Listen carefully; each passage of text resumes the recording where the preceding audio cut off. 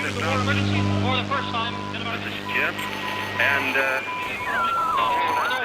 Receiving this message. We are Ken Jennings and John Roderick. We speak to you from our present, which we can only assume is your distant past, the turbulent time that was the early 21st century. Fearing the great cataclysm that will surely befall our civilization, we began this monumental reference of strange and obscure human knowledge. These recordings represent our attempt to compile and preserve wonders and esoterica that would otherwise be lost. So whether you're listening from an advanced civilization or have just reinvented the technology to decrypt our transmissions, this is our legacy to you. This is our time capsule. This is the Omnibus.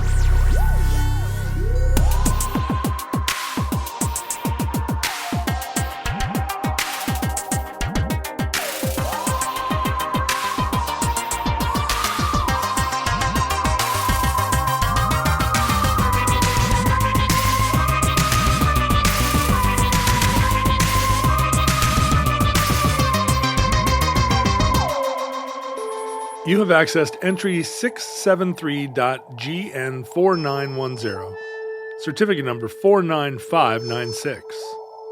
Joanna Southcott's box. What's in the box? Now, What? we'll get to her box in a moment.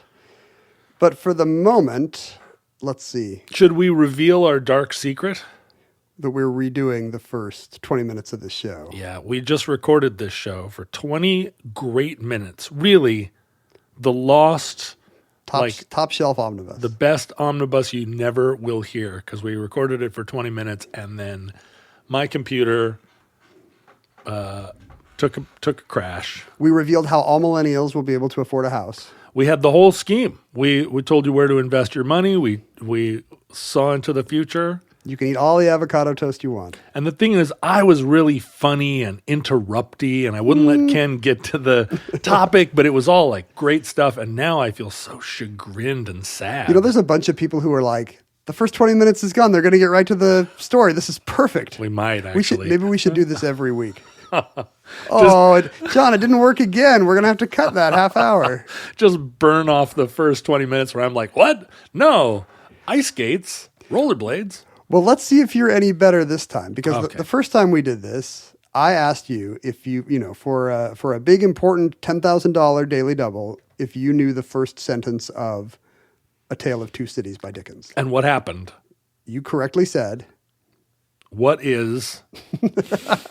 It was the best of times. It was the worst of times. very good. It was the hour of our despair. It was the No, night no, of no, our. no, no, no. Oh, You didn't know that. I did too know that. Previous John was like, I got about 3/4 of the rest. oh of it. yeah, that's true. We did the rest of it. So that's, even though we think of that as the iconic first line of the novel. In fact, it's a big run-on sentence where Dickens goes on forever. Not only, there's a comma after times. It was the age of wisdom. It was the age of Despair. foolishness. Foolishness. Wisdom? I said despair last time. Wisdom can't be the opposite of despair, can it? Wisdom and foolishness. Okay. It was the epic of belief. It was the epic of, Ignorance. I think you said faithlessness? Faithlessness. Incredulity. Incredulity. You're doing good, but Dickens had a thesaurus that you don't have. Let's keep doing this till you know the entire first paragraph good. of. Wonderful. It was the season of light. It was the season of Darkness. Ding. It knew was that the one. spring of hope. It was the winter of. Discontent. No, it was Despair. You were right last time. You're getting worse at this. We had everything before us. We had. Nothing. We were all going direct to heaven. We were all going. To the other place. Exactly right. You thought it was going to be straight to hell, but you can't say that in 1857 or whatever this is. He said we were all going direct the other way. Other way. A whimsical way to say that, well, hell exists, but you can't say its name. In short, he says the period was so far like the present period that some of its noisiest authorities insisted on being received for good or evil in the superlative degree of comparison only. Oh, sure. Which I think means... Huh? Even though it was just like our time and there was nothing special about it, they were super insistent that they were the special superlative people. Which is funny because in 1857, they definitely didn't think that they were the superlative people. Everyone thinks, which of course they did. Everyone thinks they're the pinnacle of history. Except for now, right? Have you ever, there's no time in history where people were as down on their contemporary time as we are. I mean, it's not down like there have been lots of people that said these are the end times for the last 5,000 years. This is the end of history. But we're just dragging on our time. We don't even think this isn't like even special enough to be the end times. It's just like, It's just kind of lame. it's just the lamest time. Well, that is a superlative. I guess that would be that would be the Gen Z superlative. Like, we got the lamest run of luck because we live in the lamest time where we don't get a chance. Even though this is clearly by any statistical measurement not the lamest time. Right. Do you remember when it was like actually kind of trendy to say that, and you had a lot of, maybe it was like kind of a Bill Gates technocratic kind of an insight to point out that, hey, like worldwide, famine's never been lower, and all these diseases are more under control than ever before, and less starvation, less war, less violence against women, less everything except family planning and vaccinations now. Except more deaths by hurricane. Yes. But maybe not. Maybe the death rate is the same. It's just more cars are overturned. more people have the good fortune of dying in their car. Well, we have better inner tubes now than we did, say, 100 years ago. Yeah, but there's also more places where you need to make sure you have an inner tube on your roof ready to go. There it is. Just in case. I think that, the feeling now is that although these aren't the end times, we've set the clock running on the end times. So everybody now is very convinced that there's no pulling up, that we're in the middle of the crash. And also that it's not even going to be a good crash. It's the idea of the banal dystopia, where things just gradually get more corporatized. We just skid to more death. Crappy. Yeah. Skidding to death. Skidding to death. That's your that can be your Robert Bork slouching toward Gomorrah yes. bestseller that I'm going to buy in a Christian bookstore. Yeah, that's someday. right. Slouching toward Bethlehem again. How many times do I have to hear that reference? It's like 6 times a day now. Really? Yates? I feel like Yates would hate that he became one meme. I know. He was like, I wrote about the swans. I wrote about the Lake the Isle. Gyre? The Gyre is everything. And it's like, no. Well, I think the Falcon not hearing the Falconer is also everywhere now, right? Yep, like, right.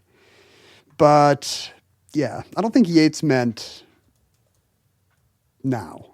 He didn't mean 2024. It's funny. The other day, 2 weeks ago.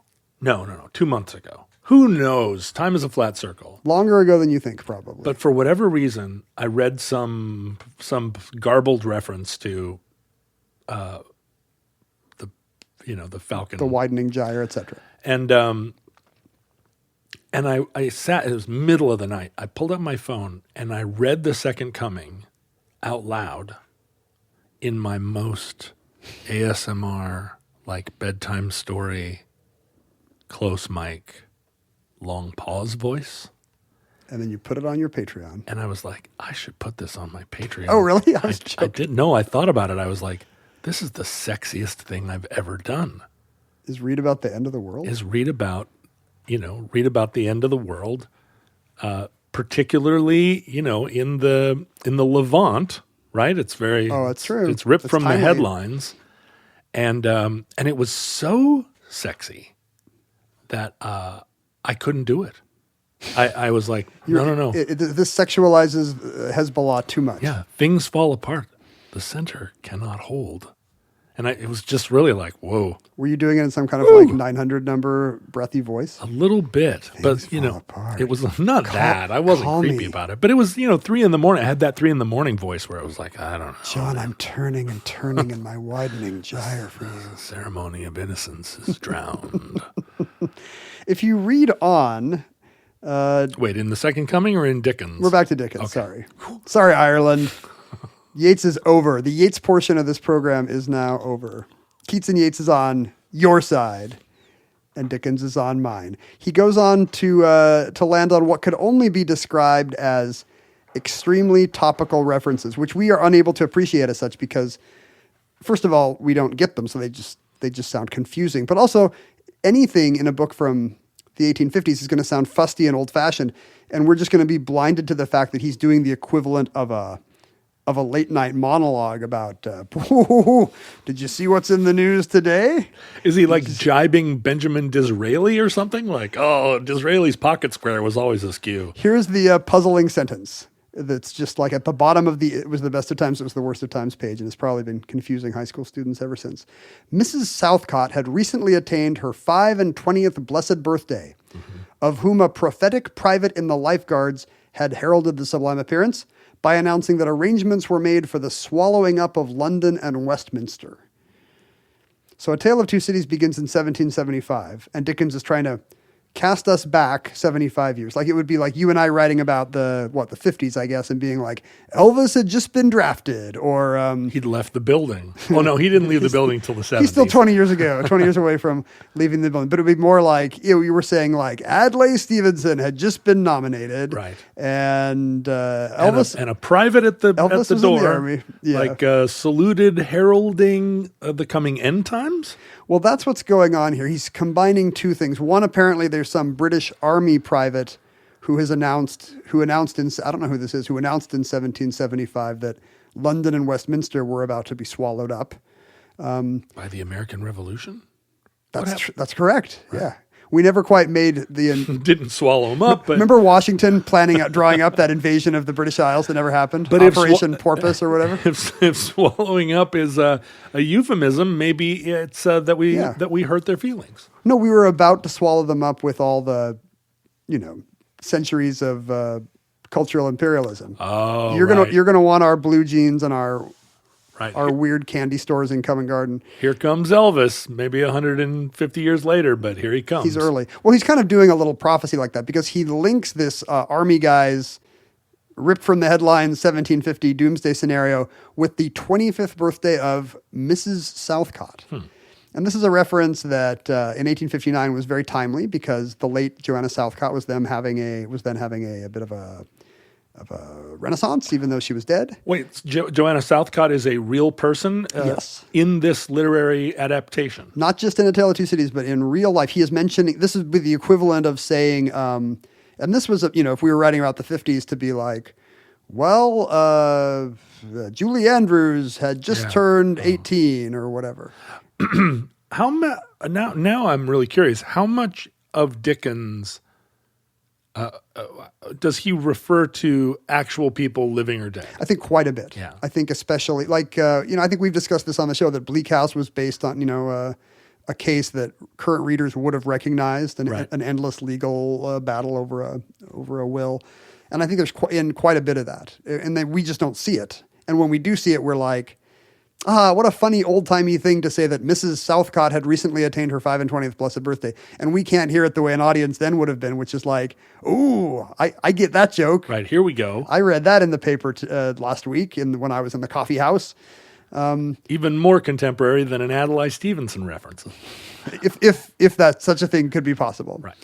And because it was kind of a thing that people would have been joking about. It would have been like, Jay Leno doing a Lance Ito joke in the 90s. Yeah. Or the equivalent today would be somebody who, did something funny on TikTok. It would be a very of the moment thing for the intelligentsia to laugh at, because Joanna Southcott was a prophetess, as implied by linking her to this end of the world scenario.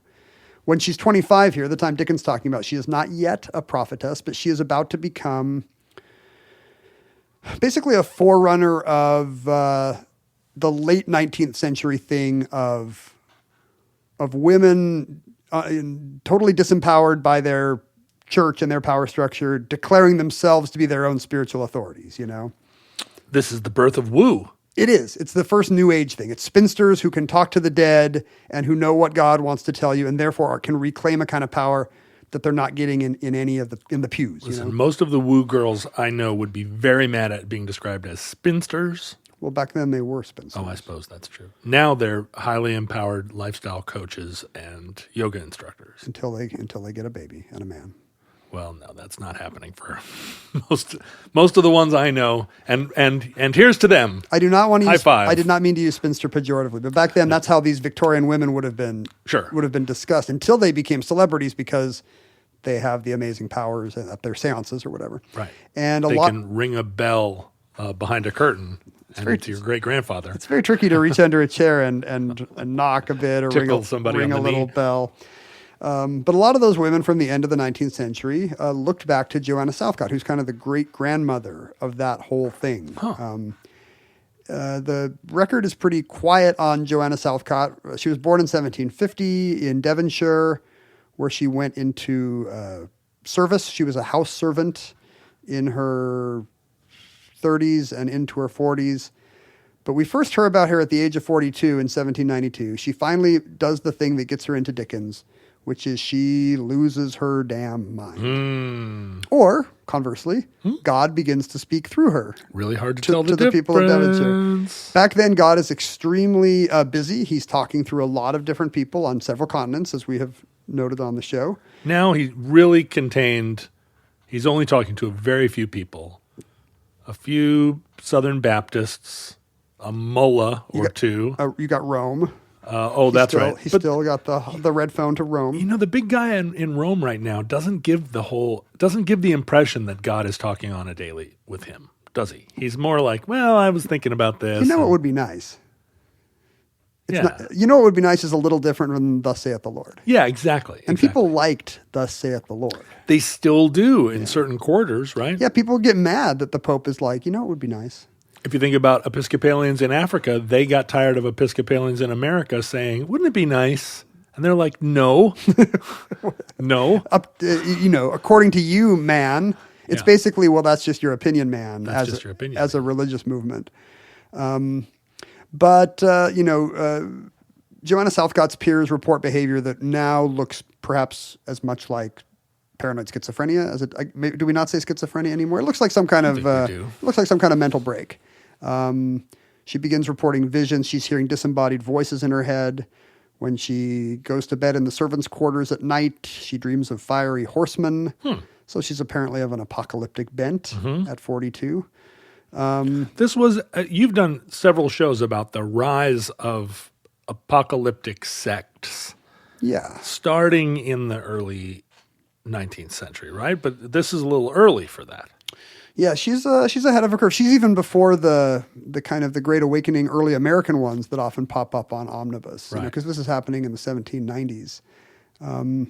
Right around this time, unfortunately, she's putting up with the indignities that a lot of working class women would have at that time, namely a horny footman. A horny footman? We all hate every mansion house has one. That's what Downton Abbey has taught me. And in the case of this house in Devonshire, the horny footman has been making advances to 42-year-old Joanna Southcott in dark candlelit corners. Oh, dear. And she rejects them. She's a good God-fearing Church of England member. Right. And begone, horny footman. Begone, horny footman, she says. Thus saith the Lord. And unfortunately, he has heard the rumor circulating about her new religious awakenings. So he goes straight to Lord whoever. Penobscot Bottom. Lord Penobscot Bottom, and says, hey, the maid's crazy, right? She's telling everybody about a fiery horseman, and she hears talking in her head, and oh boy. And he leaves out, and she won't put out, right? Which is his main issue. But the horny footman wins, as they so often do, and she is summarily fired. And this begins her prophetic career. This is one of those, you got fired, but it ended up being great for your career. It's a full-time job. She becomes an influencer, having lost her job. This is going to be a whole new chapter for her, John. Yes, that's right. She's not mad. She put on her Facebook that she's not mad at all. Totally. She begins her religious journey by stepping away from the Church of England into a crazy off-the-wall cult. She becomes a Wesleyan Methodist. No. So that's boy. That's the first step down the ladder. Sure, bang a tambourine. But she's, unlike most Methodists in the pews, she's convinced that God is speaking specifically to her, and she begins writing down the Word of God at length in a series of rhyming prophecies. Rhyming? Yeah, that does seem like the hard part, doesn't it? I mean, unless God's giving you the rhymes, unless God is like, Joanna, I would like to give you a secret. I shouldn't have chosen a word that doesn't rhyme with anything. Secret doesn't rhyme with anything. It's got to rhyme with something. I'll tell you a future both dangerous and piquant. Do not worship the golden calf, otherwise I may not laugh. Says God. I may not laugh, God. That famous quote.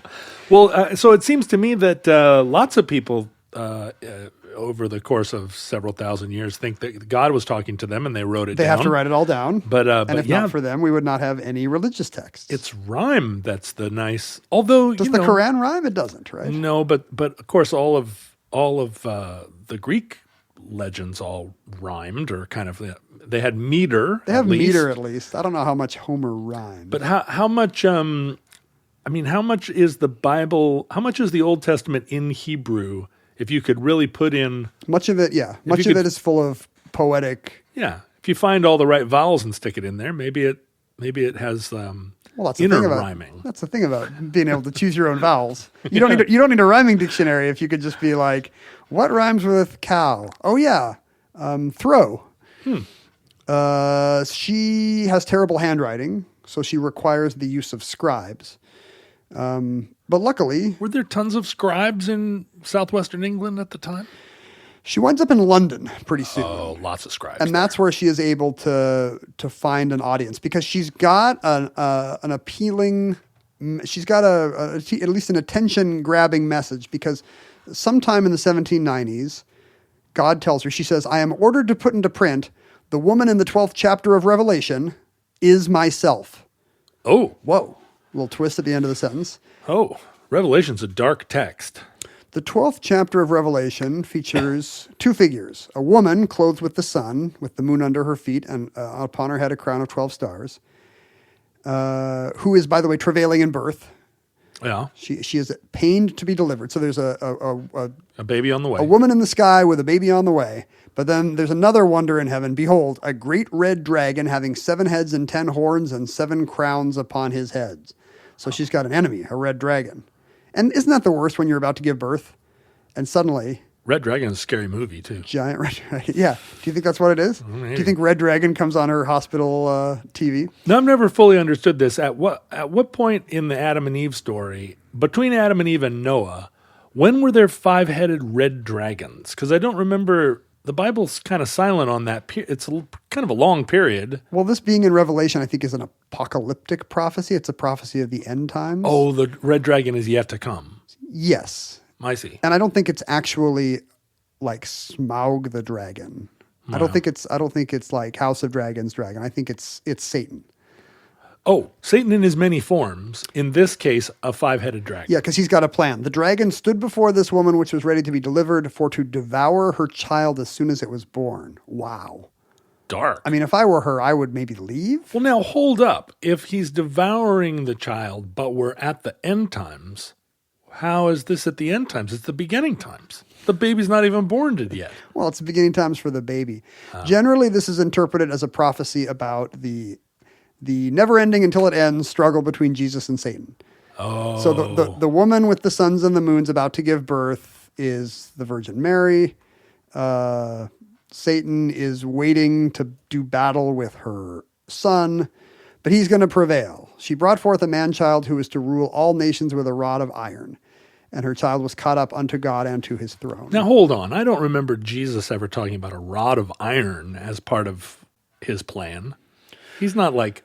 Okay, and do unto others, and also look out for my rod of iron. I'm going to hit you with this big hard rod. Yeah, I think it might just be like a scepter, like it's a symbol of authority. Oh, I think the idea is that this woman's son is going to be a king. It's a royal figure. But this is the thing: if you choose the carpenter's cup, right? If you choose wisely, it's a humble cup. It's not a fancy rod. No. So what? I don't remember Jesus having a rod. Oh, he had a staff, maybe. Like a crook, a shepherd's crook.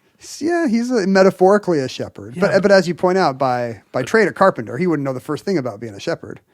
Right. He'd be like, no, I could fix your fence. He lays down with the lamb.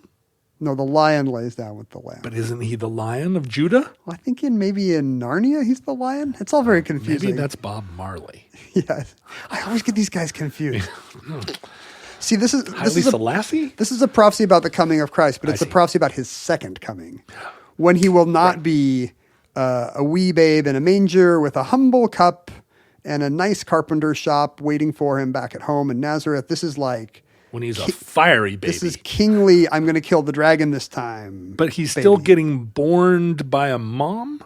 When Jesus comes back, does he come back again as a baby? Poetry is complicated. Wow. Well, many people have thought so. Like, that's kind of what this story is about. You know, we imagine, and I think there's the book of Matthew to tell us he descends from the heavens and all nations will see him at once. Right. But that has not stopped a bunch of people from saying, I think Christ could come again in a more normal way. And also, what if it was me, the Reverend Sun Myung Moon? I see. You know, you've always got these people who are like, Christ is going to come again like he did before. And you guys better take notice this time and write me a check. What if his name is Damien and he goes to a private school in a limousine? No, that's the red dragon. Oh, right.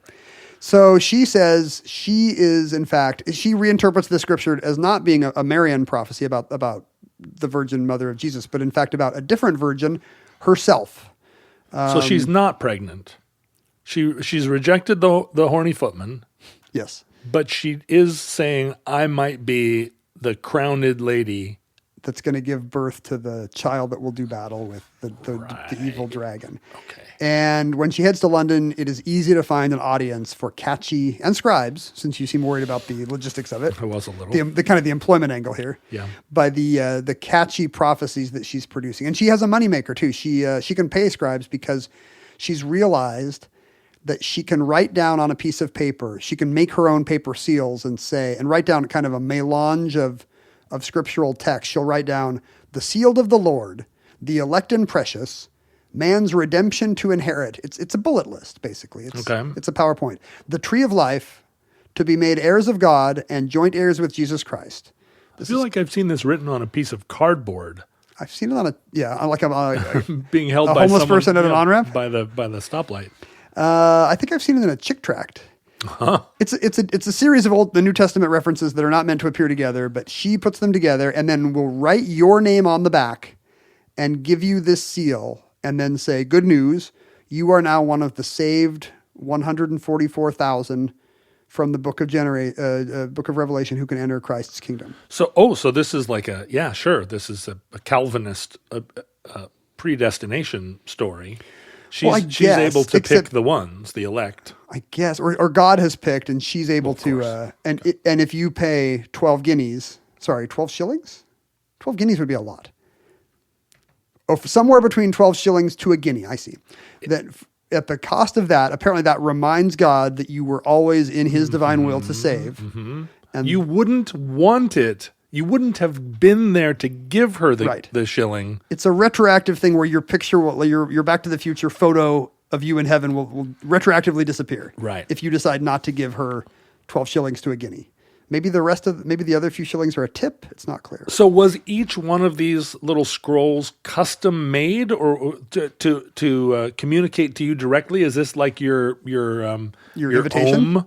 Where the message is the same. The only thing different is your name on the back. So it's more like an invitation to a baby shower. Oh, I see. Where it says the pleasure of your company is requested at the pearly gates, and then it has your name. You don't get like your special mantra where a monk whispers it in your ear. She's not personalizing that for you. But so is this like a gender reveal party?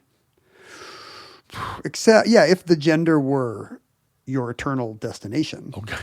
It's an eternal destination reveal party. Okay. And also, she didn't give out ones where you would open them up and they say, nope, sorry, you're going to hell. Thanks for the 12 shillings. Like these were... That would have been a good gag. Can you imagine? She'd be even more famous now. Like maybe, what's the right ratio? Like, do you think you do 1 in 6, the bad one? Is that what maximizes profit? Wow. So she's doing okay. She's making a guinea every time she writes out one of these. And apparently she's not beautiful or charismatic in any way. I mean, she's a 40-something servant girl from Devon who's had a tough life, and that's commented on as her profile gets raised. You know, the newspapers will say she is a coarse, commonplace woman of considerable corpulency. Oh dear, not cool. Fat shaming in the pages of the Times. Well, it's so funny that newspapers almost. I'm still reading newspaper articles where it's like she was an attractive woman. It's like, she's a senator. What are you talking about? No, it's weird how nobody's ever Rand Paul enters the room with a gleam in his boyish eye and a sachet. He's such a handsome young man. His broad shoulders swaying from side to side as he entered the chamber. But so the newspapers are commenting that she's not a comely lass. Yes, she's not the kind of prophetess they were hoping to spend time with, but it doesn't appear to matter. Like the newspapers appear to be railing in vain against her new popularity. People love her prophecies. By 1810, she's got 100,000 followers in London, including no less than Lord Byron. Like celebrities are like, "Ooh, she's the new hotness." I've been to see I've been to see Miss Southcott. Well, Benjamin Disraeli does figure into this story. He would have been all up in it. Maybe politicians were. Well, he's Jewish.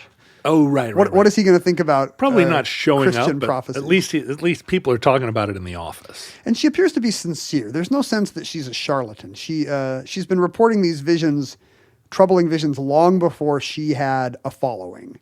So, as William James has told us many times, or maybe just once, but it was a long time ago, and we've read it many times, the varieties of religious experience shine a light on the fact that the real crazy ones really are sincere. Yes, right? I mean, the true prophets are always... If you've got a plan, you're going to be careful. You're going to be like, yeah, I can knock on the other side of a table. I'll just do a series of those for several decades. Yeah. But when you're like, oh, by the way, I'm the woman in Revelation chapter 12, because it gets better after that. The plot twist is that in 1814, now a 64-year-old virgin, apparently, Joanna Southcott announces that she is pregnant. How old is she? 64. Now, will you still need her? Will you still feed her? We started here in Tale of Two Cities, but now we have leapfrogged the French Revolution. Are you bummed that there was no more French Revolution in this story? I was just like, when do we get to talk about the French Revolution? It's not part of it. Oh, I shouldn't have led you on with A Tale of Two Cities. Oh, all right. I could see that gleam in your eye like, I've got French Revolution things to say. Should we take just 30 seconds now and leave Joanna Southcott aside and let you talk about the French Revolution? No, because we're like, Bonaparte is already like right part of the story. Like, let's just move on. She's pregnant, 64 years old. By the way, before we get back to that, somebody wrote in to ask how your mom is dealing with Napoleon's new popularity, the Ridley Scott movie. She wants nothing to do with it. She's not going to go see Ridley Scott's Napoleon. No, and in fact, I have suggested several times, like, hey, let's go see Napoleon, and everybody just scowls at me. So apparently, I think that's kind of America's opinion of that movie. That may not be particular to your mom. Oh, I mean, have you seen it? No. You don't want to see it? I mean, it's a Ridley Scott movie. Right. I'm tempted.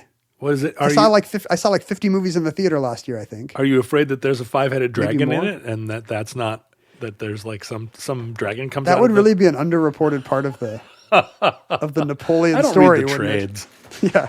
Okay, put on your 3D glasses now, folks. Here comes the dragon. It's like a sex story. That's what it is, right? It's about Josephine. Josephine's not into him, but boy, is he a horny footman. So do we have? But there's no like huge set pieces where a million Frenchmen invade Russia in winter? I think so. I think there's computer-generated Frenchmen. That's not the same. All up in there.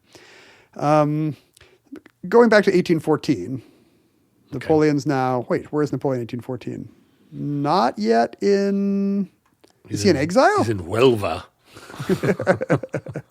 I feel like we should know this. Yeah, we definitely should, and I think we do. He is not going to come out in this story. He's in France. He's fighting. He's still fighting in 1814. He's fighting the war of the Sixth Coalition. Yeah, he's not. He's like. He's doing great. Yeah, he has not been to Elba. So things are going great for Napoleon and for Joanna Southcott, who, congrats, is pregnant at 64 years old, not just with any baby, but she announces with Shiloh. Now, in Genesis chapter 49, there's a prophecy about a figure named Shiloh, the bringer of peace, who will come to Israel. And this is taken by Jews as a messianic prophecy. It's taken by Christians as a Christian prophecy. But Joanna says, no, Shiloh is different than Jesus because I'm about to bear him. It's also, isn't that your song, by the way? Shiloh, isn't that the Shiloh when I was young? Didn't she do Neil Diamond in the Last Waltz? Or did you not do I that did, one? but it's not Shiloh. Oh, I you did Dry Your Eyes. Dry Your Eyes. Doesn't Take he- your song out. Doesn't he do both in the movie? It's a new. No, he just has the one. Shiloh, when I was young. He comes, he does his tune, and they kick him out because he's not. Robbie's like, hey, let him do Shiloh. And they're like, no. He might have actually done it at the show, but he didn't. It's not in the movie, as far as I know. I can't remember how old that song is. 67. So it could be. So she announces that this Shiloh is going to be the second coming. I guess it is Jesus. It's the second coming of Christ, coming again, not from the sky, but from a uterus, the old-fashioned way. And she submits to a series of medical inspections, in fact. And is she visibly pregnant? she does appear to have the signs of pregnancy. There's some kind of, I mean, I guess the papers have already been making fun of her considerable corpulency. Yeah. Okay. So maybe it's hard to tell, but she submits, I think, to 9 doctors, six of whom attest. I've submitted to 9 doctors, and let me tell you. 6 of whom attest that she is in fact pregnant. And the popular press that likes to make fun of Mrs. Southcott in kind of misogynistic ways immediately goes into overdrive, producing a series of saucy postcards of her revealing, Joanna Southcott's box to some, lifting up her petticoats to reveal Joanna Southcott's box to a, What box? well, in this case, her birth canal to a series of doctors. They're calling it a box? No, we would call it a box. That's not the titular box. Oh, okay. I was like, what? Say what? You feel like that would be anachronistic? Well, I just didn't realize that it It seems like an obvious. You don't think like box could have been used anatomically in, say, like by James Joyce? It seems like something. My dear, that I wish to see your box. Lebowski would say. Not quite something, but James Joyce, of course, also It is inspired by Satan. Right, like the Big Lebowski. Satan's greatest work was producing Ulysses and the Big Lebowski. Listen, we're already pretty down on the Irish on this episode. Oh, it's Let's true. Leave them alone. No, wait, did that happen in this version gentle. of the show? Did we talk about Yeats or did we not? Oh, we didn't. I think we didn't. I didn't do my whole. You had a whole spiel about Yates. I did. And now you don't. Now we have a mulligan with the Irish, as it were. We can we can say whatever we want because they didn't hear what we were saying about Yates. I mean, should we leave that in the Should I not do my sexy nighttime reading of the Second Coming? Let's do a all the way small through? snippet with no context. Here is John sexily reading The Second Coming by Yeats. Turning and turning in the widening gyre, the falcon cannot hear the falconer. Things fall apart. The center cannot hold. Thank you. Very good. If you want to hear the whole thing, go to my Patreon. I thought it was going to be more like turning and turning in my widening gyre. No, I'm not a creep. Like a 900 number. No, the sexiness of it is in the seriousness of it. I see. If you get turned on by a looming apocalypse in the Middle East. Yes, This is the poem for you. As read by a paternalistic North American. Perfect. Yeah. That's what I want. So it's widely accepted that the 64-year-old is going to miraculously give birth. Unfortunately, her due date comes and goes in October 1814. Her followers are forced to announce that the baby was born metaphorically and ascended to heaven. Oh, sure. Okay. This is what we saw. Do you remember the entry about the Chicago flying saucer people? Yeah. Because we talked a lot about failed prophecies there. And this is always one of the Kubler-Ross steps of a failed prophecy is it totally did happen. It did. Metaphorically. Sure. So she did give birth and the baby was ascended. And maybe this is what she told her followers. Good news. Shiloh was born and is now ascended to heaven and the wheels are in motion. And also beat up a 5-headed dragon on the way with an iron rod. It does seem like a problem if you're going to predict the second coming of Jesus to have him immediately leave. Yeah. Where's all the fire and brimstone? He left minutes later. I know that's not what you were expecting, but if you give it a moment's thought, I think you will find that this is a good second coming. Maybe you can clear this up for me. Jesus shows up, right? Second coming. Uh-huh.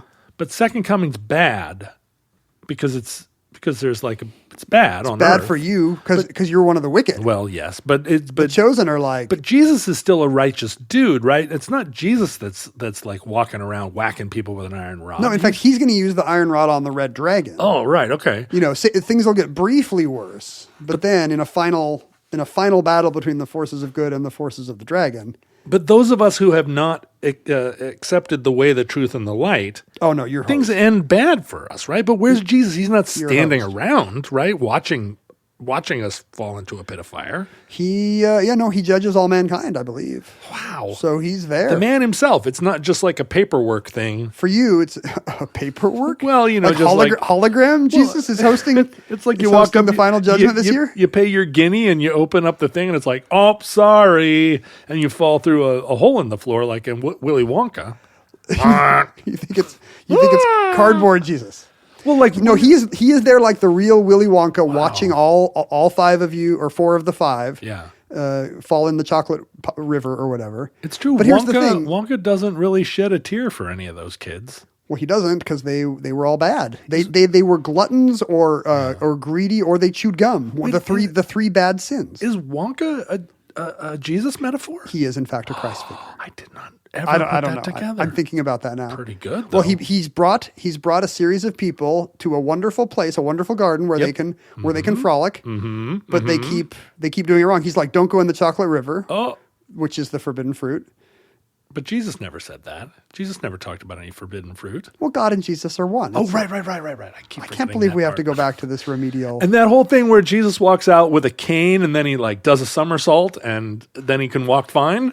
That's a great scene in the Bible. You know when Gene Wilder walks out on the chocolate river as if it's solid? Uh-huh. Oh no, wait, that's Peter Sellers at the end of being there. I get off-putting 70s comedians confused. Yeah. So often. Wait a minute. Peter Sellers and Gene Wilder, you're putting them together in a category of off-putting comedians? It's the one thing they have in common. Off-putting 70s comedians. I guess I showed my daughter. Except I think Gene Wilder was nice in real life, and I think Peter Sellers was awful in real life. Yeah. I showed her the producers the other day, and I had to do some explaining as it went by. Hitler dad. But that's right. But yeah, watching Gene Wilder and going like, oh, right, a little off-putting. Beloved. He needs a Richard Pryor to be the yang to his yin, I guess. So yeah, I think you're right about Willy Wonka because then, people act badly. Well, one of them acts good, but the ones who act badly, Wonka just shrugs and is like, look, I gave you this beautiful chocolate factory. If your own vices condemn you, and I think that's the Christian take on final judgment. Hey, you had your chance. You had a beautiful chocolate factory. Get it together. Well, so if you drink the bubble water and you fly up and almost die there is repentance. Right. Remember, Charlie and Grandpa Joe do have a moment of weakness. And he gives the everlasting gobstopper that he stole for frankincense or for quibbly. Slugwort. Is that right? Yeah, Slugworth. Slugworth. No, but Slugworth is from Harry no, Potter. that's Steerforth is a Dickens character. But now I think David Slugworth Copperfield. is from Harry Potter. Is it Slugworth? Slugworth. They actually use. We should do this for 20 more minutes. This is gold. I can't believe we lost the good episode and we're replacing it with this. There's an amazing episode where we talk about Yates and AC/DC, and now we're just going to say Slugworth for 20 minutes. I can't wait to go online and find all of the thesis papers comparing Willy Wonka to Christ. But he's a satanic figure too when he goes into the boat. Yeah, right. Well. Doesn't Jesus ever trip everybody out? Jesus goes into a boat, but he trips them out in a nice way. He's like, there's a storm, but if you hold my hand, it'll be okay. Wonka takes you in a boat and he's like, here's some LSD, kids. So there's never dark Jesus? Jesus never goes through a phase where he overturns all the moneylenders' tables. That couldn't have been nice for the moneylenders. One bad day. But hey, who cares about the moneylenders, John? Well, that's a contemporary take. Is it compatible with Marxism to be like, oh, the poor moneylenders, can Jesus just dial it back a bit? Those landlords, boo. So she's not pregnant, it turns out. Or at least the baby, Shiloh does not appear. And what's even sadder for her legions of followers is that this all happened in October and Joanna is dead by Christmas. Oh. Perhaps a result of whatever ailment made her appear pregnant, whatever, Yeah, right. whatever the symptoms Inflated were. liver. Yeah, exactly. Giant splenetic tumor or something wipes her out by December. Her death date, I think, is officially given as December 17th, but I think historians believe that she died on the 16th. Her followers sat around for a day or two, fully expecting her to come back to life. Mm-hmm. And it was only once she started to smell Smolder. a little less appetizing Yeah. that they decided to bury her in St. John's Wood. You can go to Lord's Cricket Ground today and visit Joanna Southcott's grave. Oh, and she has a grave. There's a stone. She has a marker. Well, she had 100,000 followers, John. Oh, wow, that many. Yeah, you think Lord Byron's not going to give her a nice stone? Right. Now, but remember, this is only the beginning of the story because she has been writing down rhyming prophecies for Or at decades. least scribes have. Yeah, she has been writing down badly rhyming prophecies. She's been rapping at scribes. Her flow is amazing. Yo. And some of these prophecies have been put into, we finally get to the titular box. They've been placed in a cask, a coffer, a chest of some description, and sealed up in this reinforced box. She gives them to a series of custodians. The first is a not Victorian, but an early 19th century celebrity, a famous engraver named William Sharp, who, if you loved 1810s engraved versions of Benjamin West paintings, you would know because he was the guy. Biographer, if you want to get a sense of him, biographers also agree that he's well made. But here's your double standard: well made, but given to corpulency. But So- well made. So if it's a guy, you're like, look at this stout gentleman. Yes. Or if it's a woman, you're like, look at this coarse, commonplace servant, harridan type. Right. Double standard. He is also described as a strong and expert swimmer. So if you were worried, John, that Joanna's prophecies were to be given over to a poor swimmer, Right. fear not. He could make it across the Chocolate River. This guy did daily ablutions in the Thames. He is certainly going to cross to the other side of the old River Jordan, the old Chocolate River Jordan. Well, at least the other side of the River Thames. The Thames at that time would have been full of poop. Yeah, the ablutions, It's not like the Ganges. Yeah, exactly. They're called ablutions because you're like blue when you come out. These prophecies in a mysterious box and then given to a surprisingly Strange receptor. good swimming engraver probably would have been forgotten today if not for Wu. Okay. Because as we have foreshadowed, we're just maybe 50 years away from every woman in the British Isles deciding that she's a medium. She's going to start a cult. Yeah. So what year did Joanna die? 1814. 1814. Yes, like fully almost a century before the heyday of the rapping Edwardian seance giver. Well, now I need to know what day in 1814? I think I said she died. The Shiloh birth would have been October. I think she died December 17th or 16th, depending on how long they left her body out. Why is there Napoleon resonance here? Well, I mean the Napoleon got to Elba in 1814, but in May. He's already on Elba when she died. But wait, he left Elba in 1815. So this is in this very brief period. She died and Napoleon is in exile, but yet to return. A version of Omnibus where we constantly are interrupting the story to describe what Napoleon is doing elsewhere. Where is Napoleon? It's not every omnibus. No, it's every omnibus. Even if it's about the moon landing, we're like, and just to reiterate, Napoleon has been dead Still dead. for 140 years. Okay, so here we are. It's pretty early. It's 1814. But if we fast forward to the late 19th century, in Victorian times, the reason why Dickens is writing about Joanna Southcott is because her memory never went away. She's considered kind of a fun curiosity. Here it's kind of probably an old-timey mention. It's like, hey, boomers, remember Ed Sullivan? Right. Remember Topo Gigio? Remember Howdy Doody? Topo Gigio. Topo Gigio is here. The ladies and gentlemen. Senor Wenceslas. Wenceslas? Wenceslas. I was going to say the Beatles, but you're thinking of an alternate America where millions of teens gather around the TV to watch Hello? Senor Wenceslas. Hello. What does he say? What's the Senor thing? Wenceslas.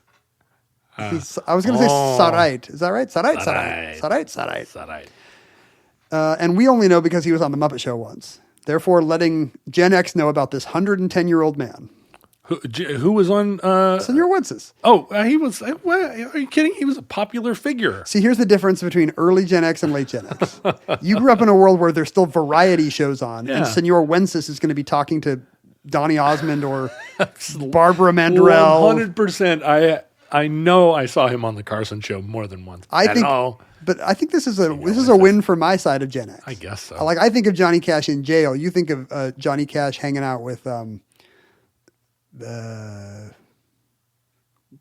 Goldie Hawn. Are you telling me that you didn't draw little eyes and lips on your hand and talk to it? I did, but only because he was on the Muppet Show. Oh, I mean, we used to, I swear, we'd spend every other recess. And here's the funny thing. Hello. My kids did it too. Say what? Because of me, my kids also know Senor Wences hand jokes. They do, huh? And I wonder if their kids will.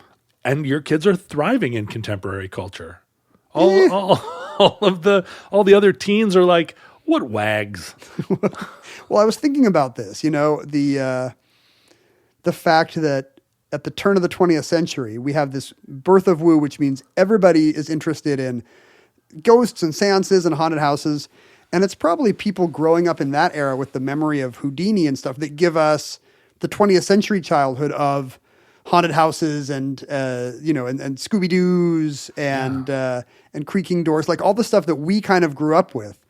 That's a one generation received version of the Houdini era. There's creepy ghosts or charlatans pretending there's creepy ghosts behind every door. And I wonder if it's passed down. Like do our kids think of that as a fun old timey trope? Maybe because of Disneyland. Oh, sure. But there's so much like spooky culture that's just that doesn't have that kind of fun, but maybe real. You're right. They have the creepypasta kind of, what's the name of the skinny guy? I think it's called Skinny Guy. You go in the woods and you see Skinny Guy. The Thin Man? Slender Man. Slender Man. So you go in the woods and you see Skinny Guy.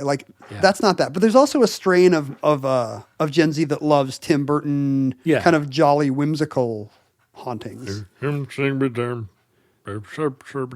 Is that are you doing the song from Disneyland? Here comes Halloween. Here comes Halloween. I thought you were doing Grim Gringos Come Out to Socialize. You just went to Disney. Right down Santa Claus Lane. Yeah, and actually... Did your daughter like the Haunted Mansion? The one across the street from Disneyland. The other one. Marriott's Great America. Oh, that's right. California's... Yeah, Marriott's Great America. California Adventure. That's correct. They had the ghost on the front gate going... Here comes Halloween. Right. Because at Halloween it becomes Oogity Boogity's Midnight Spectacularium or something. So one of the days we were there, they had a big party in the California Adventure where everybody came in costume. But the problem is at Halloween. If you have tickets, they kick you out of the park that day. They kicked us out. Yeah. But we could go over to the real Disneyland and see that. You were like, so long, Marriott's Great America. Yeah, but my daughter got introduced to the Incredicoaster, and then all of a sudden she went from I'm terrified of roller coasters to I want to do it 6 times a day. All she needed was a very thin Pixar overlay to convince her that roller coasters are good. Well, it was funny because we stood at the gate, and she was like, not to put myself at risk of being yelled at by the entire internet. It's Incredicoaster, Dad. But she was crying and like, I don't want to go. And I said, I'm never going to make you go on a thing, but let's look at the rest of, this. Let's look at all these kids. Everybody's going on this and no one is So dying. you're using peer pressure to persuade your children to do things they don't want to do. I definitely was. If you don't go on this ride, you will be forever not my daughter anymore. Everyone in your class probably went on this ride. No one is ever going to like you. No, I was just like, let's take a look at at our environment.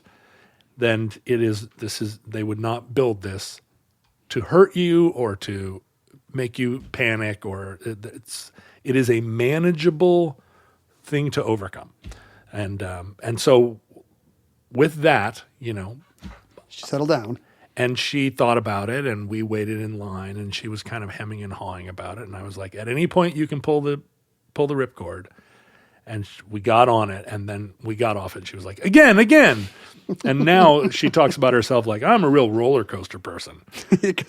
I know you are. She's been on the Incredicoaster 3 times. Disneyland was the thing. Every time I go on the Incredicoaster, I think things are going to go according to plan. And then Jack escapes. I know. Every time you go, Jack escapes.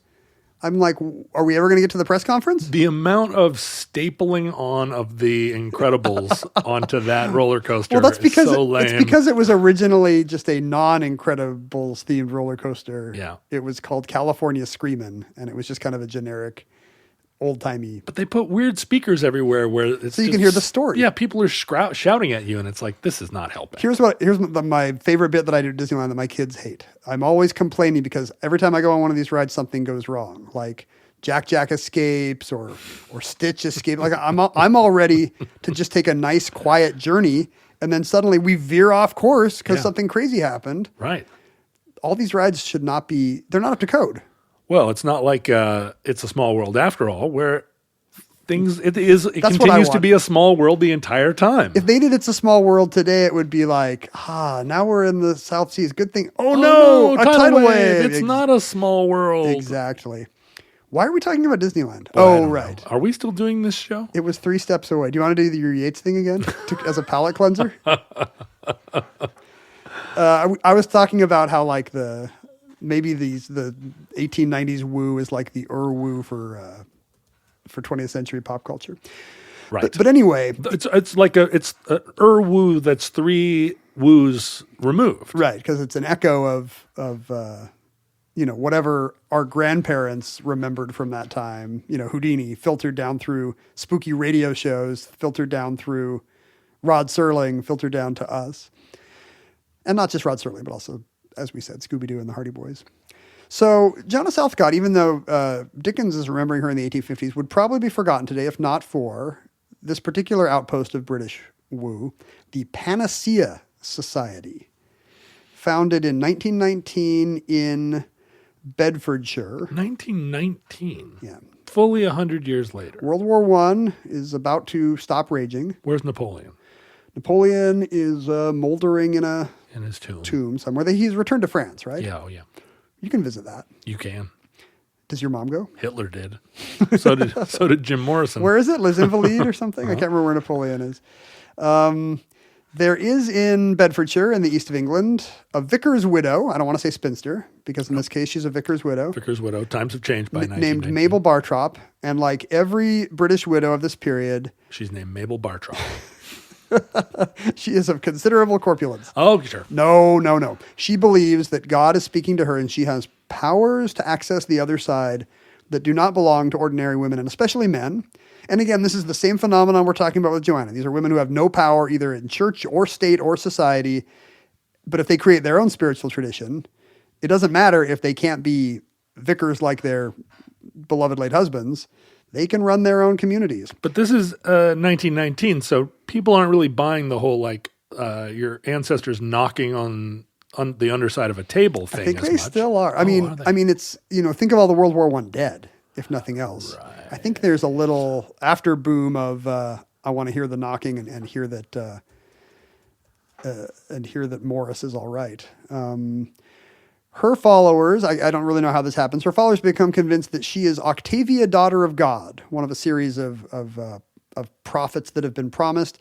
And they kind of imagine a lineage back to all these 19th century seers.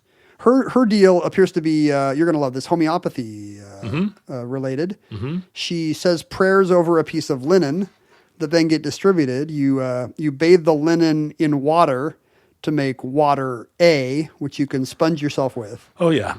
But then they'll give this to you in any German pharmacy. You can predict this. Guess what you do with water A?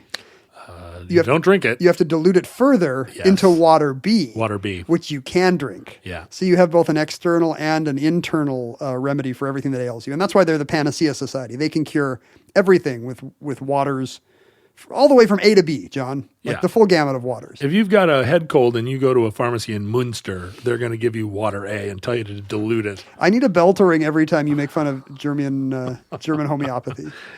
Well, is it the bell of one of my fallen ancestors, World War That's I right. dead? Oh, who's ding, ding, who's ding. in the room, John? Is it Yeats? Is he writing poems about World War I? If you read, apparently, some kind of woo-friendly woman in 1909 had written a new biography of Joanna Southcott called The Express. And Mabel Bartrop reads Joanna Southcott's biography and thinks, you know what? I'm also pregnant with a 5-headed dragon. No, she believes, you're close. She believes this woman was the real deal. And what's more, I, Mabel Bartrop, am Shiloh. Like the second coming briefly happened and Shiloh was taken to heaven, but he was going to come back, certainly. Or what kind of a second coming is that? Right. And now I know I'm him. I'm the second coming. What does Mabel say about her own mother? Was there any kind of manger involved or like how? I think it must be, again, I think we must appeal to metaphor. This Shiloh transference is fascinating. Well, she briefly decides she's the second coming, but then, this part's very funny, she decides she must actually be the third coming. Not, and you would think, oh, of course, because Joanna Southcott's angel baby was the second coming. No, I think what's very revealing is she feels that her late husband, the vicar, was in fact the second coming, and she has a very funny idea that she says, I always felt that there was something very mysterious about him. You know, in hindsight, years after his death, her sainted husband becomes.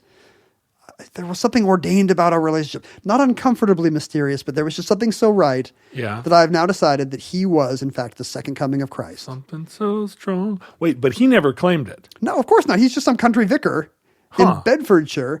But it's kind of a Queen Victoria thing where she never quite gets over losing him young. Oh, I see. And decides that he was Christ. He must, in fact, have been Jesus. That's her.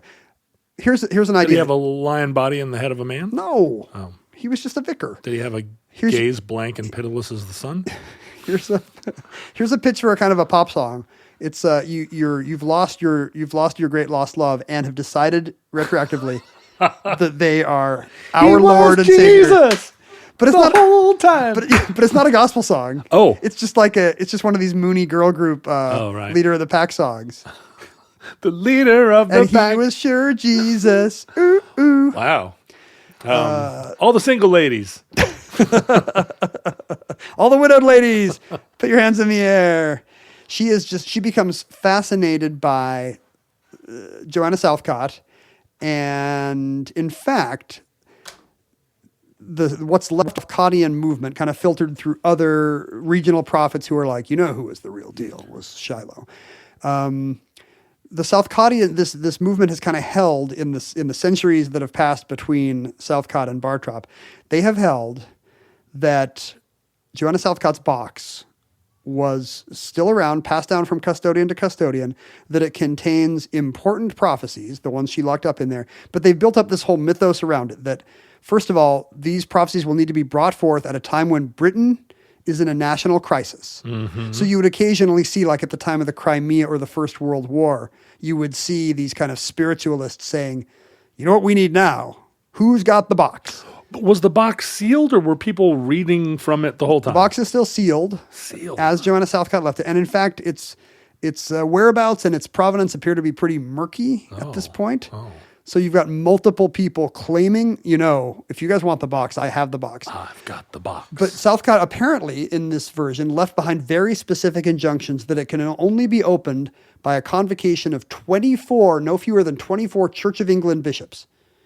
You need to get 24 bishops of the Church of England together, and they need to spend days in study and prayer and debate to spiritually prepare themselves for what will happen when they open these prophecies. But the Church of England never wanted anything to do with Joanna Southcott, I imagine. No, obviously not. They would have regarded her as a fool a mad woman at best and a charlatan at worst.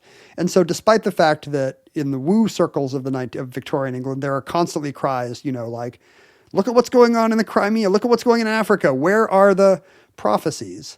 And the panacea people in the 20s leap on this idea that there is this box. And it has the answers.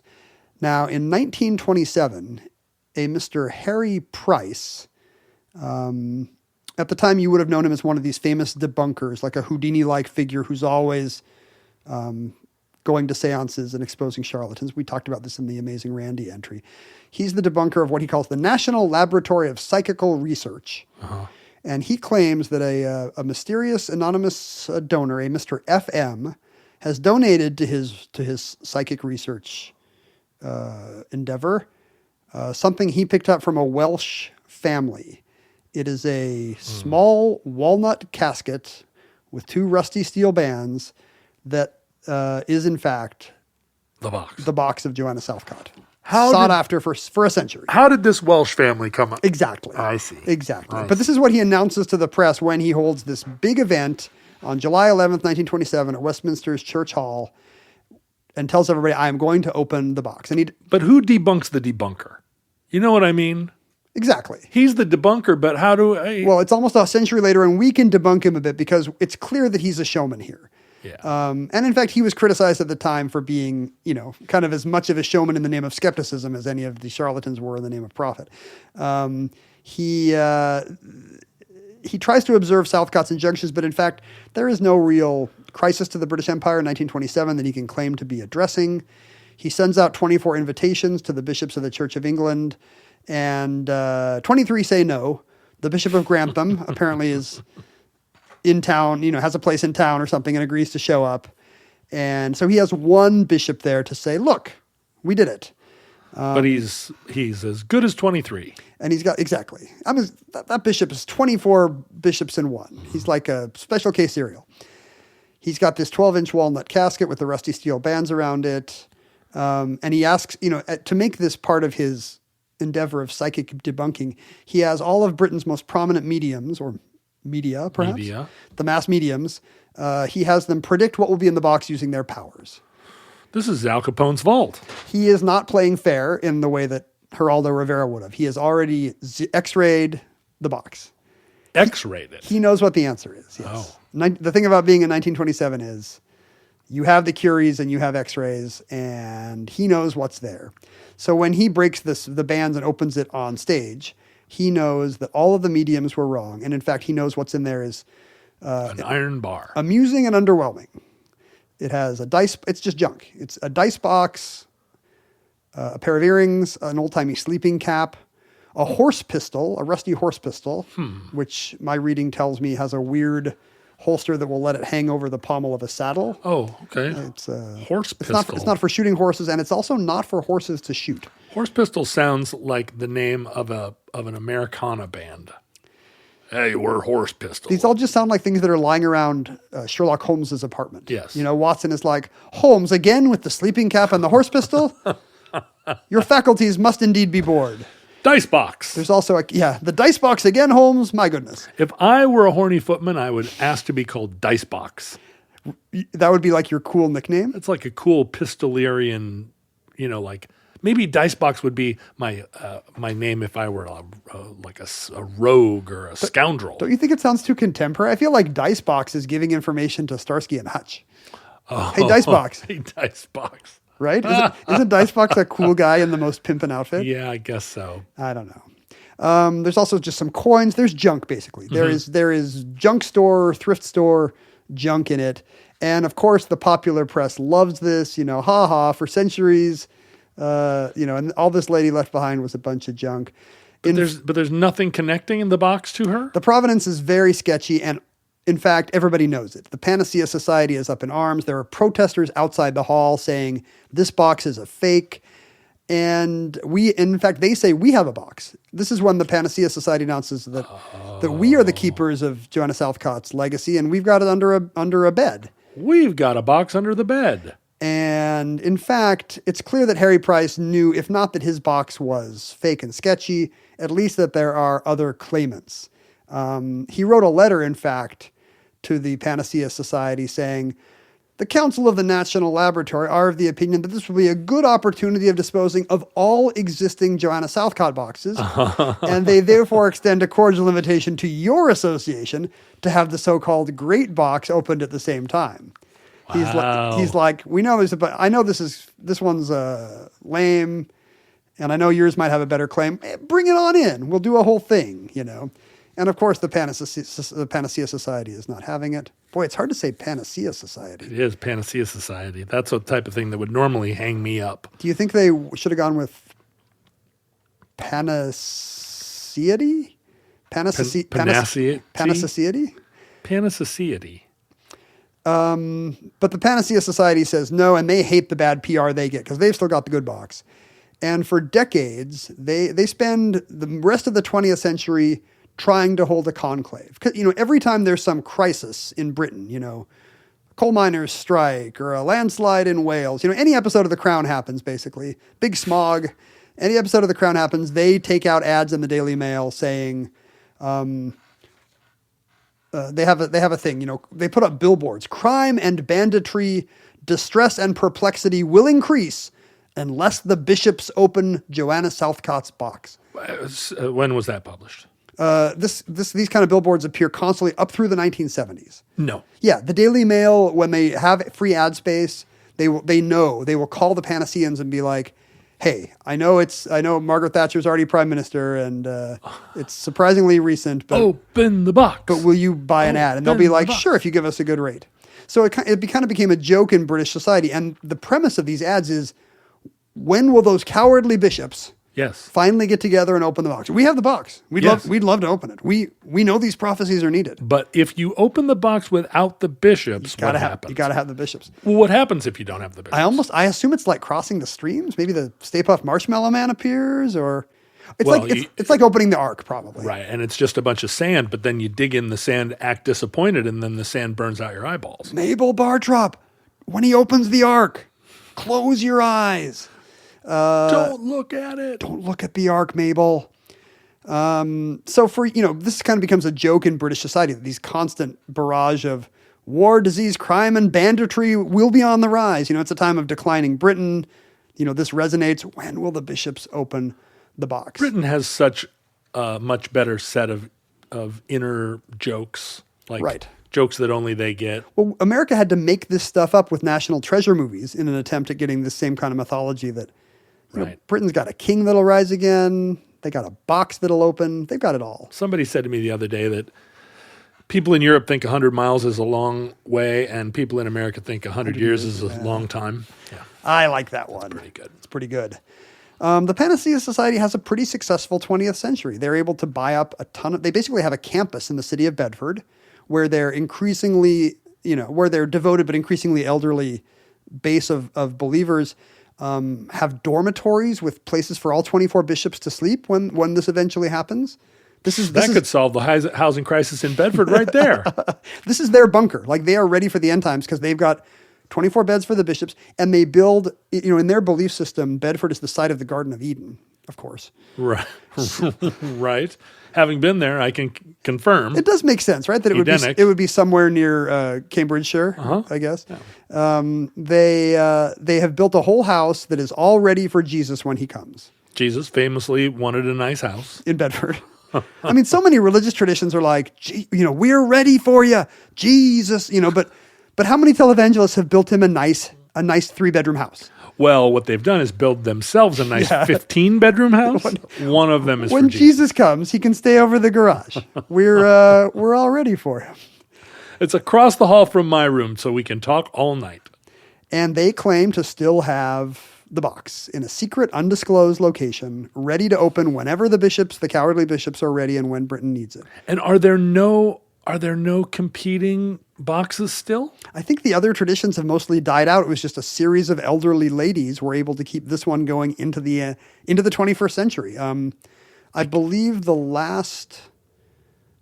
there are other traditions. I think there's a rumor that in 1966, one was sent to the British Museum, who actually opened it and copied out the stuff for the British Library. Oh. Both institutions deny this happening, as they would, of course. Sure, of course. There's another line of thought that Shiloh was this is like a Princess Diana era mythology, that the Shiloh was finally reborn in the form of Prince William. That he's the prince that was promised. He's awful cute. He's a cutie, and that's the main thing that the Bible agrees about Jesus. Jesus is going to be cute AF. That the teens are going to love him.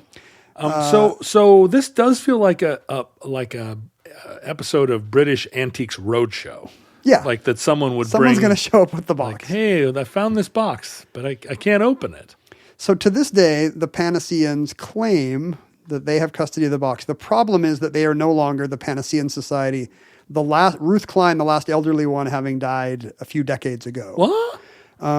Who inherited the stuff? The Jesus House? Yeah. The place has been converted into a charitable trust in 2012. Boring. And the campus has been turned into a museum where you can come read about...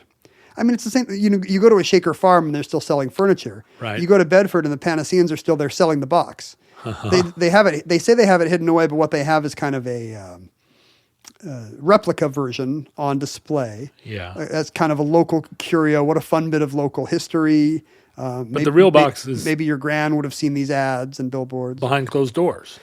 They claim, as far as I can tell, when the Guardian or somebody writes about the story, they say the Panacea Charitable Trust still holds the box and is just waiting on... It's like the ERA. If we can get 24 bishops on the same page, we're still waiting on Michigan, Indiana, and Ohio, and we can open the box. And that concludes Joanna Southcott's box. Entry 673.GN4910. Certificate number 49596 in the omnibus. Futurelings, social media is long gone. All of social media was put into a box. And locked up. And cannot be opened until 20 of your octopus bishops all agree to let the demon out. It is not a happy Jesus baby in there. No, it is the worst Willy Wonka acid trip you ever went on. I think the Timothy Chalamet version of Wonka is a much more... It signals like a switching in Christianity. No more do we have the foreboding, cryptic trickster Jesus of Gene Wilder. Now we have kind of a wide-eyed Bambi Jesus. Yeah, he's really Bambi Jesus. I did go to see that movie. Did you go to Cinerama? No, I have not been to the new Cinerama. But I'm waiting to go to see Lawrence of Arabia with you at the Cinerama, which is... I talked to Tom Marr, and they said they're going to bring back the 70 millimeter stuff, and I think they're going to do all 6 Tolkien movies in February. I would go see that. I'd go see the first 3. I'm not going to see The Hobbit. Oh, those are included in the canon? When I say all 6, I mean... Blah, blah, blah. I think it's a series of nights. But I feel like... You don't have to sit for 18 hours. Did I just see something that said that now there are extended cuts of the 3 Tolkien movies where they're like 3 hours and 45 minutes long each? Those have always been on DVD or Blu-ray. Oh, they were available. On home video, and they're at least half an hour longer. Have you watched them? I have. Do they have extra dragons? They still have no Tom Bombadil. I regret to announce. Come on. When does Tom Bombadil get his own movie? Even with an extra hour. The ring doesn't work on him. AI Mickey Rooney will play Tom Bombadil in 2060. But in Asian face. Oh, yeah. Yeah. No, I don't think so. Anyway, you can go to @Omnibus Project, @Ken Jennings, @John Roderick. You can't really. I mean, when was the last time you posted on Twitter? Never. Or X? No, you have done it before. I've seen you there. I think if a friend will be like, "Hey, will you promote this on Twitter?" I'll be like, "Sure." Oh, right. But like Jeopardy and Sony are not on Twitter. I noticed. I don't know if it was corporate wide, but take Makes that, sense. Elon. Yeah, take that. If you were looking for Sony news, if you wanted to see somebody promoting the new season of For All Mankind, guess what? You're not going to see it on Twitter. But you can email us at theomnibusproject@gmail.com, and we will get your mail, and also we will often reply to it on our Patreon-only Addenda show. We do one a month where we read your mail and then give lengthy replies where we often debunk your misunderstandings. But if you are actually correct, we will mea culpa and take your criticism, and both Ken and I will apologize. We never say we're wrong on this show. You have to pay us money to hear that we're wrong. Yeah, and we won't really admit we're wrong. We'll hem and haw about it. Oh, you know what we should add at this point, John? What's that? Is that the Patreon tiers just got even better. I'm so excited about this. We had a long conversation about it today, and I was like, well, we should only give this benefit to people at the $29 level or higher. And you were like, no. What about the common man, John? I want everyone who donates to the Patreon to get this incredible benefit. Why don't you tell them about the benefit, Ken? Here's the new benefit. If you give to Omnibus at the merest $5 level, not only would you get the... Not only are you super basic. No, you're not super basic. Well, I guess people that don't give are super basic. Yeah. You love the show more than the vast majority of our listeners if you give it the $5 level. Not only will you get the monthly addenda show, but wait for it. Beginning this week, we are rolling out our show ad-free 2 days early. Think about that. 48 hours in advance on Tuesday, not Thursday. You get the show on Tuesday and no ads. $5 a month.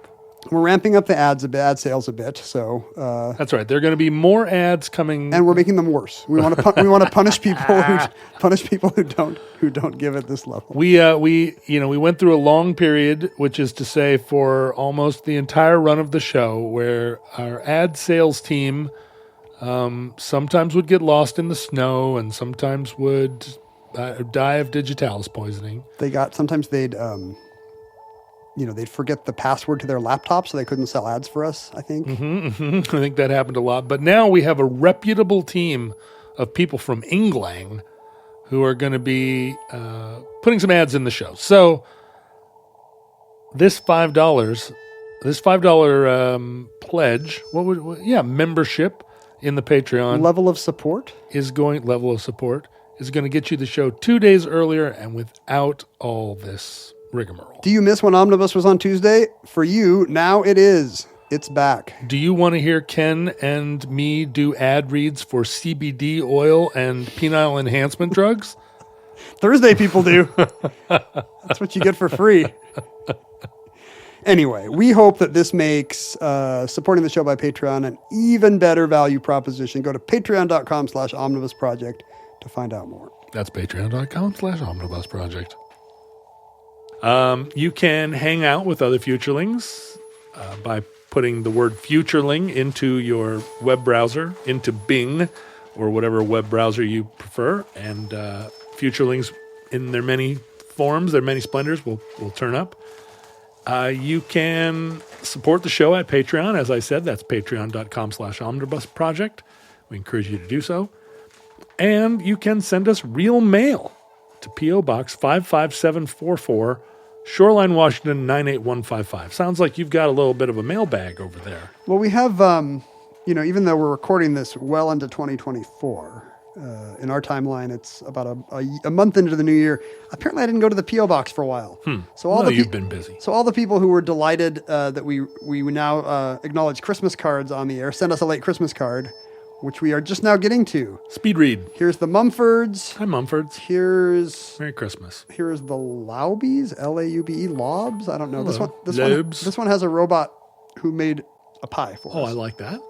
But the punchline is, I learned this from my grandma. She was a pie tin.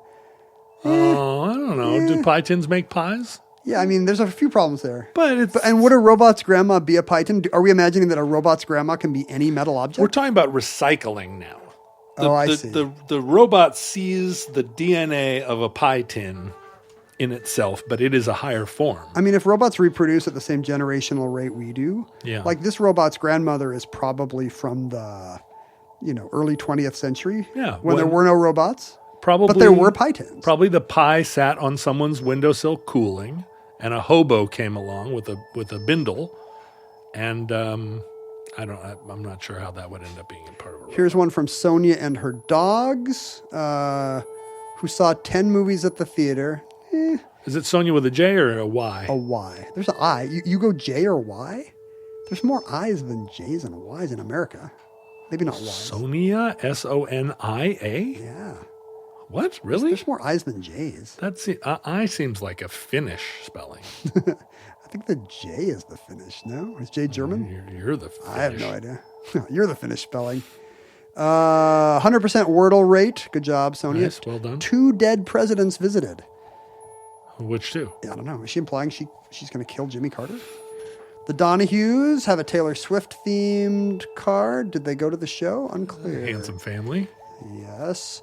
Josh and Rissy and their cat say, our shitter's full of Christmas cheer. But there's no, you'd think the picture would be a toilet pun, but it's not. It's just a picture of them with a Christmas tree and a pool noodle. Our shitter's full of ... of Christmas cheer. Is there anywhere in the picture? Is there a little No. Basque pooping? Oh, is that, yeah, Christmas it could ornament? be the Cagador or whatever. No? I guess you just have to know them to know about their hilarious catchphrase. So our shit is full, and then every holiday they're like, it's full of something else. Classic Josh and Our Rissy. shit is full with Easter tidings. Like if they come late to the party, they're like, the shitter's full of tacos, and they've got a bag of Mexican food. The Harju family updates us on celebrating a wedding anniversary at the Wisconsin State Fair. And also it's a holiday card. Yes, but you know how it's like end of the year. It's like it's like the family Christmas letter. Here's what we did this year. Because the state fair is always in September. The Shranks wish us many goods and cheese. Thank you, Shrink family. I'm reading through their update. One of them made a quilt. Ooh, Pacific Crest Trail. That's a good hike. That is a nice one. The Cheryls appear pretty Mormon. Cheryl S.H. Cheryl? Sherrill. I feel like they've written before. Are they Utah Mormon or They must Idaho be. Mormon? Well, there's a picture of them welcoming home a missionary. That usually happens at the Salt Lake Airport more than at others. Right. Is there like a whole terminal at the Salt Lake Airport? Have you ever done that? No. You walk out. It's the only place in the world that still looks like Love Actually. Because you walk out of the Salt Lake Airport terminal at the right time of day, and there's 10 people holding banners, welcome home, elder, whatever, welcome home, sister, whatever. No, that's so cool. And people bring, the family comes from as far away as, say, Mesa, Arizona. Right. To the Salt Lake Airport. Preston, Idaho. All the way. Is it because when you return, you go to the temple for some kind of No, there's really no. It's just they haven't seen them for. Right. It's really like coming home from the army is the closest analog. I think, in secular life. Thank you for all your holiday greetings that we are belatedly getting to. We also got this cryptic one. It's addressed both to you and your daughter, name spelled incorrectly, but yeah, that's fine. But we'll live with that. It happens. And it's apparently an invitation to the Secret Order of the Sticker, the world's foremost secret society concerning sticker art. Ooh. They have decided to allot to this individual, presumably your daughter, one secret society member jumbo secret sticker pack, or SSMJ SSP. And it is an enormous overflowing. Let me see the certificate. That seems like suitable for framing. Oh, that did not get to me. Not even the secret but it's got like a Masonic symbol. It is the Secret Order. And then just a bumper. Oh my gosh, they're spilling all over. So many stickers, pizza stickers, musical notes. Here's pond animals. Whoa. Here's cute animals. Here's letters. Here's road signs from around the world. These are beautiful. I didn't know stickers were still a thing. Oh, they're a thing, all right. Let me see those stickers. She's going to lose her mind. Oh, because of scrapbooking, right? Adults are now buying this stuff. Oh, wow. There are a lot of stickers here. All the 80s kids that had the Punky Brewster stickers, I just realized, are now scrapbooking moms who are still buying them. Holy frijoles. Look at all this. This is banonkers. And there's also Japanese erasers shaped like dinosaurs and eggs, but possibly not dinosaur eggs. I feel like I have not done enough in this life to have deserved this bounty of things. Well, that's the thing. You were not a great dad, maybe, but guess what? Now you are, because you can deliver this from iStickwell. Wow, I feel like they opened Joanna's box, and this is what fell out. Oh, here's Japanese penguin eraser, possibly figurine. This is what a bounty. There is an eraser that looks like a hard-boiled egg. How many stickers would you say are there? Like, just off the top of your head. Hundreds and hundreds. It might be 1,000 stickers. I mean, there's 1,000 stickers here. This package right here has 112 pieces. Oh, well, that's the thing. Yeah. Each individual sticker. Could it be 5 figures? Could there be? No. 10,000 stickers? But there are thousands. Yeah, there are thousands. There are so many. And they're great because some of them are like puffy. Yep. Some of these are actually pads of stickers. And will your kid enjoy these? These are going to be turning up world. On... The walls are going to be covered with these. I know. And I have to explain, I think we got rid of her desk recently because we got her a new desk and it was an old IKEA kid desk. But she'd made the classic sticker error of putting a bunch of stickers on a thing that you can't take with you. Yeah. And so she was like, but my stickers. And it's like, yes, darling. That's how kids learn about death. Stickers come and go. Sometimes you put a sticker down and you can't pick it back up. And she said, "What do you do?" And I showed her my toolbox. And I said, I put stickers on my toolbox because I'm always going to have my toolbox. You know, my kids' equivalent of that is their water bottles. They put stickers on their water bottles because you're always going to have your water bottle. Some of these are crazy. You're always going to have your water bottle until your water bottle gets grotty. I mean, the more grotty your toolbox is, the better. I think the same is true of water bottles. Oh, really? Yeah. With young people, they're just like, my water bottle's gross. Really gross-looking water bottle. Thank you so much. Thrilled. I don't know who the real I Stickwell is because I don't think there's an actual cover letter, but thank you so much for the admission to the secret society of sticker files. Well, you know, a friend of mine, who's also a friend of this show, was clearing out his house, and he had, boxes and boxes, archival boxes of graphic novels. And he was gonna get rid of them all because he's of this new school where it's like, this stuff isn't worth anything. It doesn't spark joy. All these things cost $24 at the time, and now they're just not worth anything. And he said, I want to give them to you, but a lot of them have adult themes. And I said, well, why don't you go through and take the ones that have adult themes out and just pick the ones that have strong female leads. And so he went, can't believe he did it, but he went through and he gave me a whole banker's box of graphic novels that don't have any nudity and have strong female protagonists. The girl boss box. And he gave it to me and was like, I hope that she loves these. And what I have done is I have hidden the box, and every once in a while I give her one.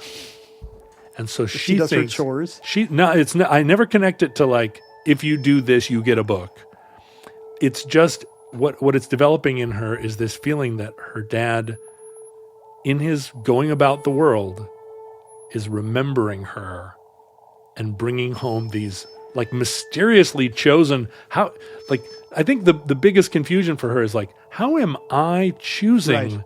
You're such a good curator of children's comics, John. Who knew? But they're not children's. They're like young adult stuff. They're sophisticated themes. You're like the anti-Joanna Southcott.